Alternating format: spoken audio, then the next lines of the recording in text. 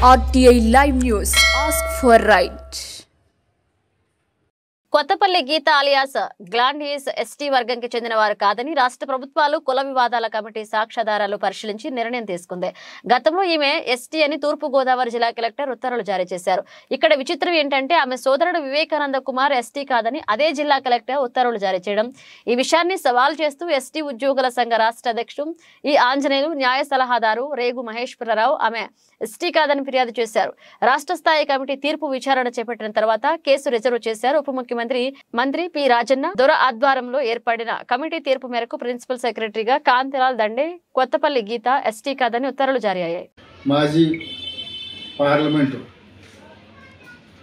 అరకు సభ్యురాలైనటువంటి కొత్తపల్లి గీత గారు ఎస్టీ కాదని గతంలో ఈస్ట్ గోదావరి కలెక్టర్ ద్వారా సెక్షన్ 5 కింద కంప్లైంట్ ఇవ్వడం జరిగింది. దానిపై అప్పటి జాయింట్ కలెక్టర్ ఎంక్వైరీ చేసి వాళ్ళ బ్రదరు ఎస్టీ కాదని కన్ఫర్మ్ చేయింది. దానిపై ఆయన అప్పీల్ చేయడం జరిగింది. అలాగే ఈమె కూడా ఎస్టీ కాదని మేము సెక్షన్ 5 కింద కాకినాడ కలెక్టర్ ద్వారా మేము పిటిషన్ దాఖలు చేశాము. ఎంక్వైరీ చేసి ఈమె ఎస్టీ అని కన్ఫర్మ్ చేస్తూ గజెట్ పబ్లికేషన్ చేయడం జరిగింది. ఇందులో ముఖ్యంగా ఒకే కలెక్టర్, ఒకే తండ్రికి పుట్టినటువంటి వివేకానంద ఎస్టీ కాదు, ఈమె ఎస్టీ అని ఇవ్వడానికి గల కారణం ఎందుకంటే ఈవిడ ఎంపీ కనుక రాజకీయంగా ఇవ్వడం జరిగింది. దీనిపై మేము ప్రభుత్వానికి అప్పీల్ చేయడం జరిగింది. ఈమెకు సంబంధించినటువంటి పలు డాక్యుమెంట్లు 1931 అలాగే గ్రాండ్ ఫాదర్ సంబంధించి టీసీలు అలాగే సబ్ రిజిస్ట్రార్స్లో ఉన్న డాక్యుమెంట్లు అన్నీ కూడా మేము ప్రభుత్వానికి ఇవ్వడం జరిగింది. ప్రభుత్వం దీనన్నింటినీ పరిశీలన చేసి ఈమె ఎస్టీ కాదు, కేవలం ముఖ్యంగా ఈవిడ ఎస్సీకి చెందిన వ్యక్తి, వాల్మీకి అనే క్యాస్ట్ సర్టిఫికేట్ తీసుకున్న ఆవిడ.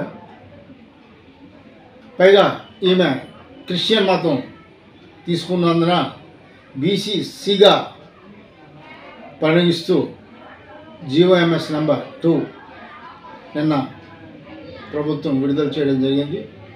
అంచేత ఈ విజయం అనేది ఆంధ్ర రాష్ట్రంలో ఉన్న ప్రతి గిరిజనుడు కూడా హర్షించవలసిన విషయం. ముఖ్యంగా ఈ ప్రభుత్వానికి మేము ధన్యవాదాలు తెలుపుతున్నాం.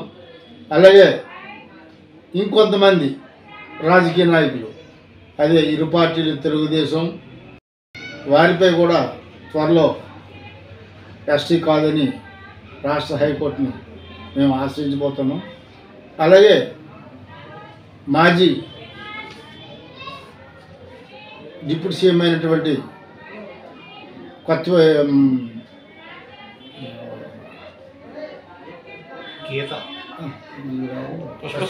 పాముల పుష్పశ్రీవాణిపై కూడా హైకోర్టులో వేయడం జరిగింది. ప్రస్తుతం ఆ కేసు నడుస్తుంది. మొన్న సుప్రీంకోర్టు జడ్జిమెంటు ప్రకారం ఎమ్మెల్యేల మీద కానీ ఎంపీల మీద కానీ ఎటువంటి కేసులుంటే త్వరగతిన పూర్తి చేయమని ఒక ఉత్తర్వులు ఇచ్చేయడం జరిగింది. ఆ ఉత్తర్వులు అనుసరించి ఈ కేసును ఇమీడియట్గా విచారణ చేయమని మేము రాష్ట్ర హైకోర్టుని అడగబోతున్నాం.